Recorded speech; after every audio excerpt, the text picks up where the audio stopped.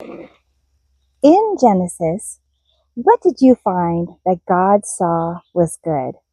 We'll study that in a bit. We are on week 4 of our Summer Memory Challenge.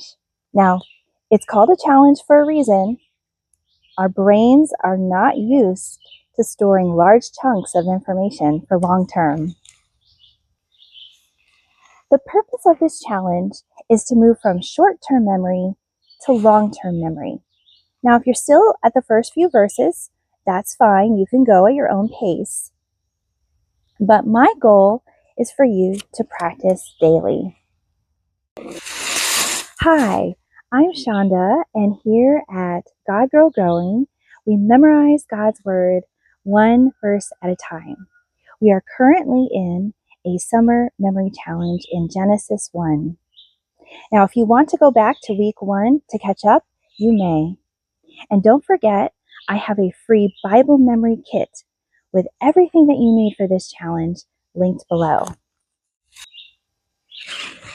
Last week, we reviewed Genesis 1, 4-6 and made a list of all of God's actions. Aren't you simply astounded at all that God accomplished in Genesis 1?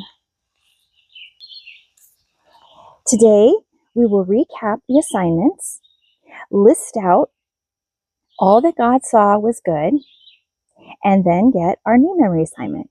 So let's do it. This week we learned Genesis 1, 7-9, so let me refresh our memory.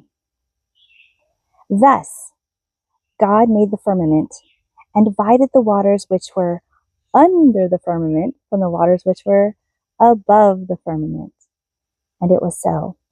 And God called the firmament heaven. So the evening and the morning were the second day. Then God said, "Let the waters under the heavens be gathered together into one place, and let dry land appear." And it was so. We finally found out what the firmament was. It's heaven. Now, where else do we find heaven mentioned in Genesis 1? Yes, it is in verse 1. Now, what is the heaven that God made? It's the visible sky. It's the universe that we see with our eyes. And we also finished day 2 of creation, so moving along. Okay, what did God see that was good? I have a list and I'm going to read it. Verse 10, dry land, which he named earth, and waters, which he named seas. Verse 12, the grass, the herbs, and the fruit trees. Verse 18, lights in the sky. Verse 21, sea creatures and birds. Verse 25, the beast, the cattle, and creeping thing. And verse 31, everything he had made, especially people. What did you notice about this list? Let me know in the comments. Now, it says that God saw what was good. Now, growing up, I always thought he said it was good. But no, it's he saw. And that just makes it important about why we need to read our Bible and also memorize it, because it slows it way down so we can see exactly what God is saying and doing. I can just imagine him surveying with a satisfied expression. Which reminds me of a scene in the book The Magician's Nephew by C.S. Lewis, where Aslan the lion creates Narnia. And it starts very dark, like nothing, like we see here in Genesis 1. And then Aslan starts to sing. And as he sings, the colors start bursting forth, and there's dry land and waters and plants and all the things that God made.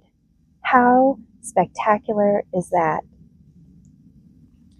And I would have loved to be here when God created the earth. but I just have Genesis 1 to read. And every time I walk in this place where I'm living right now and other places around my area and the world, I can see God's creation, and I'm so in awe. I need to catch my breath. Now, on to our weekly assignment. Now, I realized we needed an extra week before we start our next month, so we have 2 weeks between till the next teaching video. We will use it as a review week because we have 4 verses in this next section. Genesis 1, 10 through 13. And be sure to watch my weekly memory video short that I post on Sunday nights. I am going to read Genesis 1, 10 through 13 right here now. And God called the dry land earth, and the gathering together of the waters he called seas. And God saw that it was good. Then God said, "Let the earth bring forth grass, the herb that yields seed, the fruit tree that yields fruit, according to its kind, whose seed is in itself on the earth." And it was so.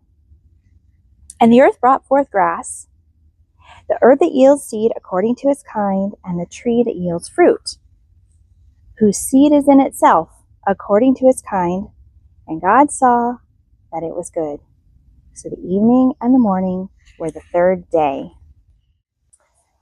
Hopefully you will get it. Eventually, it takes practice. Speaking of that, be sure to mark in your Bible memory tracker that I have included in the free Bible memory kit linked below. And don't forget to practice Genesis 1, 1 through 9 too. You got this. The activity for this week is to write down everything that God made in days 1 through 3. So you want to write the verse number, the day, and what God made. We're starting to make a chart, so keep it handy for the weeks to come. How did you do on the bonus? Were you able to write out the verses?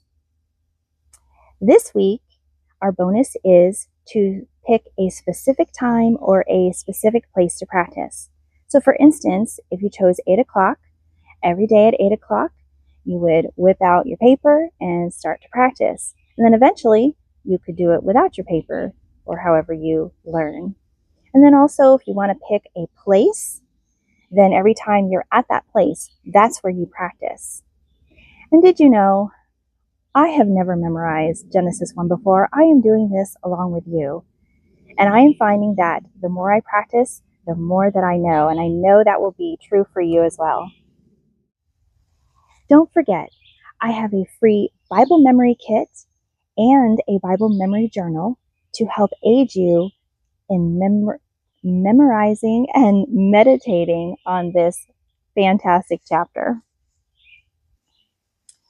If you are using these resources, I would love to have your feedback. And remember, we will not have a Genesis 1 video next week, so you can use that time to review and we can get ready for the next half of the chapter. I want to know, tell me what's going well and what you need help with. I'd love to be there for you. Let's pray. Dear Lord Jesus, thank you so much for your beautiful creation right here in these woods behind my home. I am so thankful that I get to honor you by sharing this chapter with my community. And I just pray that you would work inside of our hearts, that we would remember how awesome and great you are as we study Genesis 1. In Jesus' name I pray. Amen. Okay, I will see you in the next one. So here we go.